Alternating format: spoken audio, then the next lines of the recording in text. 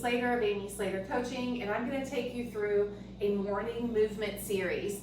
This movement series can be done before just starting the day in general, before your breakfast, or if you're going to go out for a run like I am, and then a lift.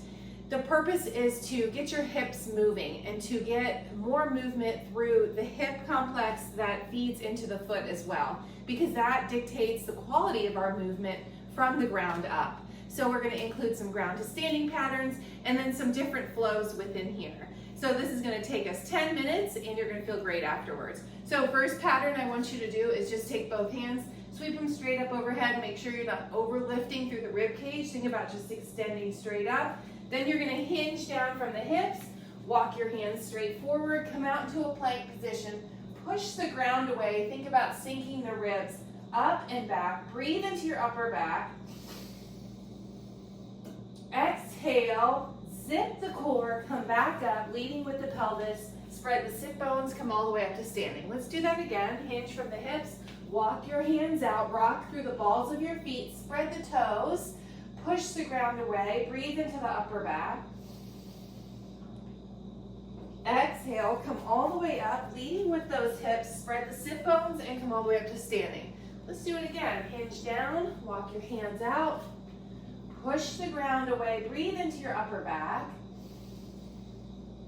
And exhale, walk your hands back up, spread those sit bones, and come all the way up to standing. I want you to sweep both hands up and step forward. Long steps, start to lengthen through the hips, especially if you're going to do something active after this, whether you're going to catch a lift or you're going to go for a jog or a walk.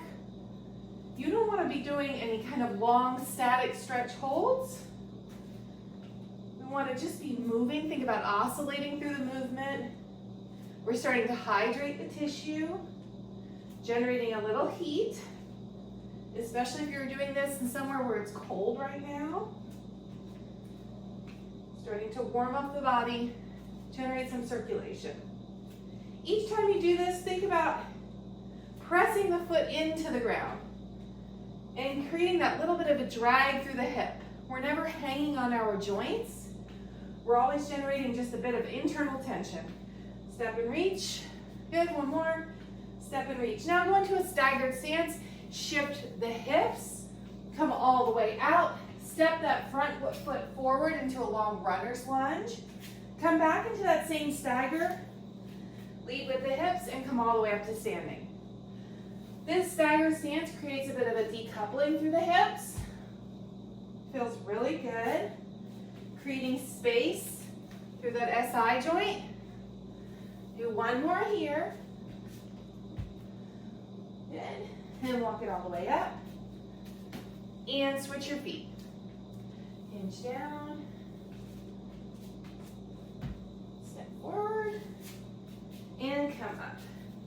You can start to sense if one side's a little tighter than the other, or if you feel more restriction, even through the rib cage when you do these staggered stance positions. Doing these in barefoot is a great way also to warm up all those little sensors under the feet, your proprioceptors. Come all the way up to standing. Go into side step for me. Reach both hands up and then come back out. Think about being centered between two sheets of glass. And you want to try to keep your body on plane so you're not going way far to the front or to the back.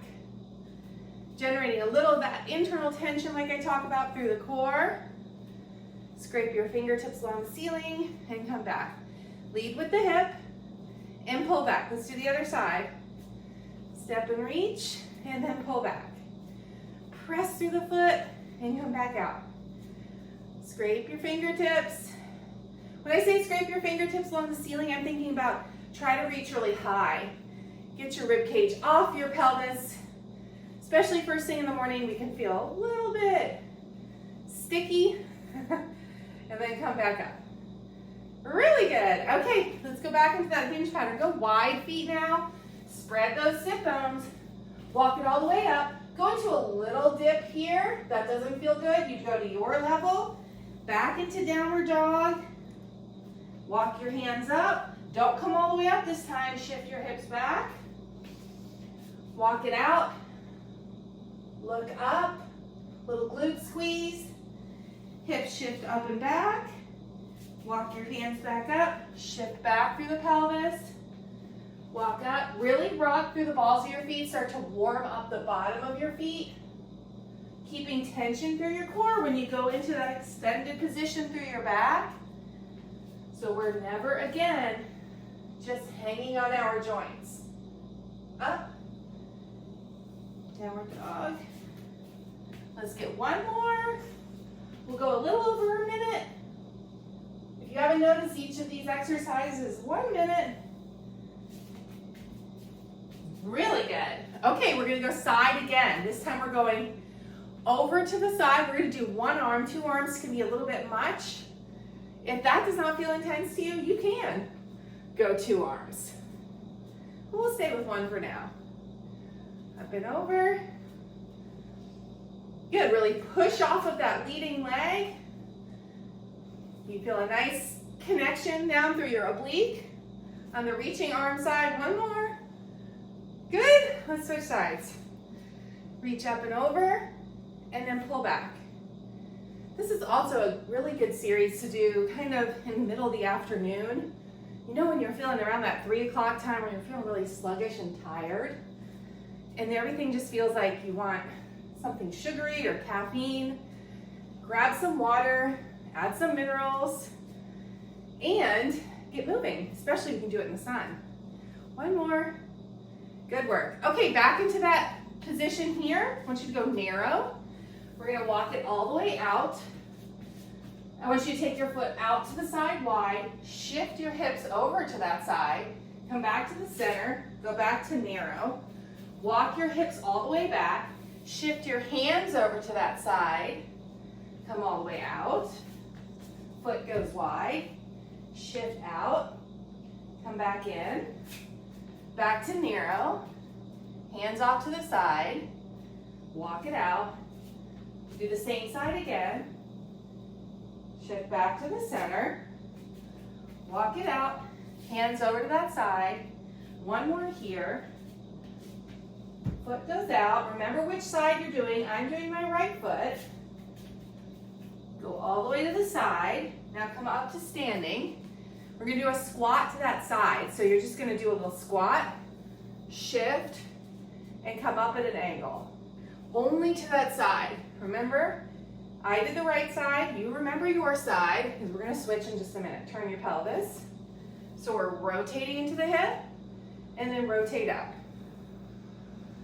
Think about here, we're doing a cross body pattern. And we're just stepping straight out to the side with that little rotation and then coming up. It's not a deep squat, I'll show you from the side. We're just stepping and then come up. So now we're just creating a little space in the hips, warming up those tissues. You could hold a ball here if you wanted. That would be a great tool to add. Reach and rotate.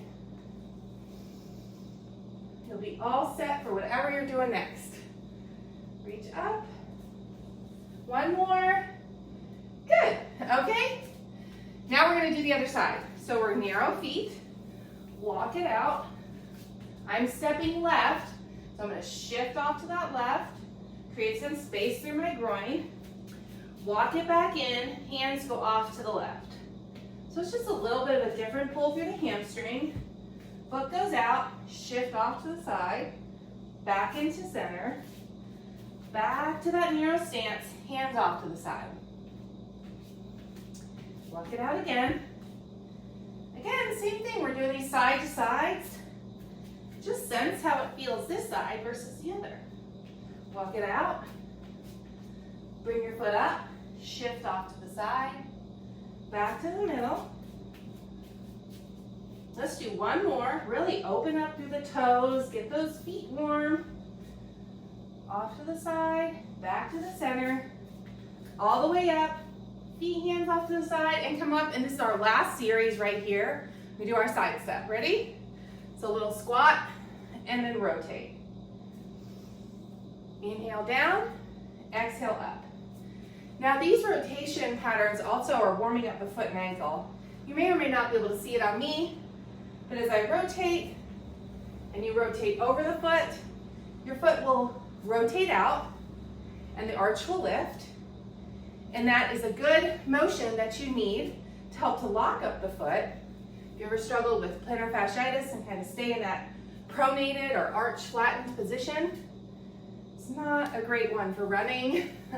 If you have to walk long distances, if you're a nurse and you walk many miles every day in the hospital, that is hard. Over and rotate. Really good. One more right here. Good. All right, your next step now is to go hydrate and go on about your day, doing whatever activities that you enjoy. Thank you so much for watching. If you like this content, remember to subscribe to this channel, and you can also subscribe to my newsletter or follow me on Instagram.